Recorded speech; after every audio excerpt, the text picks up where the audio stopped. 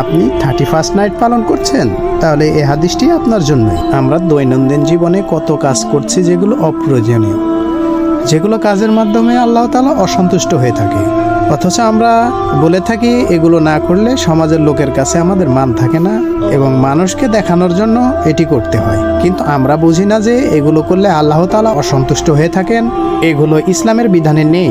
তারপরেও আমরা এগুলো করে থাকি আমাদের একটু আনন্দের জন্য, আমাদের কাছ থেকে অর্থ সম্পদ এবং টাকা খরচ করে এগুলো আমরা করে থাকি। কিন্তু আপনি একটিবার লক্ষ্য করে দেখুন, আল্লাহ তাআলা পবিত্র কোরআনে স্পষ্টভাবে নিষেধ করে দিয়েছেন জন্মদিন, বিবাহবার্ষিকী, মুসলমানি, মৃত্যুবার্ষিকী, Pohela Boishakh, 31st night, Valentine's day, কত না রকমের অনুষ্ঠান আমরা পালন করে থাকি আমাদের টাকা পয়সা খরচ করে।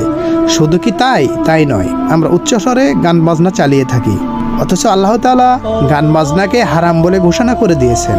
মহানবী হযরত মুহাম্মদ সাল্লাল্লাহু আলাইহি সাল্লাম বলেন, মৃত্যুদিন, বিবাহবার্ষিকী, জন্মদিন, 31st নাইট, ভ্যালেন্টাইন্স ডে, হাদিসে এবং কোরআনে যেগুলো নিষেধ আছে, এইগুলো দিবস পালন যে করে পরকালে সে আমার সুপারিশ পাবে না।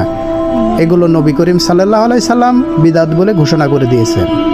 অথচ আপনি একবার ভেবে দেখুন, আপনার মূল্যবান সময় ও অর্থ ব্যয় করে আপনি এই দিবসগুলো পালন করে থাকতেছেন। আসলে এখানে কোনোই লাভ নেই, বরঞ্চ এহকাল এবং পরকাল দুইটিই ধ্বংস আপনার। এই যে কিছুদিন পর আসছে 31st নাইট, এই 31st নাইট আপনারা নিজের টাকা খরচ করে কত রকমভাবে উদযাপন করে থাকবেন। এটা পুরোটাই বিদআত, এগুলো ওয়েস্টার্ন কালচার। এগুলো কালচার থেকে আপনাকে বেরিয়ে আসতে হবে আল্লাহর সন্তুষ্টির জন্য।